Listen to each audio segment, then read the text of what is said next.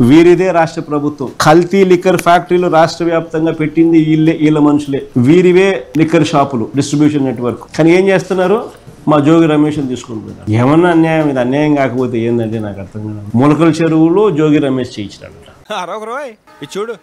జోగి రమేష్ అండదండలతోనే అద్దేపల్లి సోదరులు నకిలీ మద్యం దందా నడిపారని ఎక్సైజ్ పోలీసులు స్పష్టం చేశారు. ఈ మేరకు విజయవాడ ఎక్సైజ్ కోర్టులో దాఖలు చేసిన ఛార్జిషీట్ లో కీలక విషయాలు వెల్లడించారు. జోగి రమేష్ మంత్రిగా ఉండగా ఆయన అండతోనే ప్రధాన నిందితుడైన అద్దేపల్లి జనార్దన్ రావు ఇబ్రహీంపట్నంలో నకిలీ మద్యం దందా ప్రారంభించినట్లు ఎక్సైజ్ పోలీసులు ఛార్జిషీట్ లో స్పష్టం చేశారు. కూటమి ప్రభుత్వంలో ఊరూరా నకిలీ మద్యం తయారవుతోందని దుష్ప్రచారం చేయడమే లక్ష్యంగా ములకల చెరువులోనూ జోగి రమేష్ నకిలీ మద్యం తయారీ కేంద్రం ఏర్పాటు చేయించారని వివరించారు.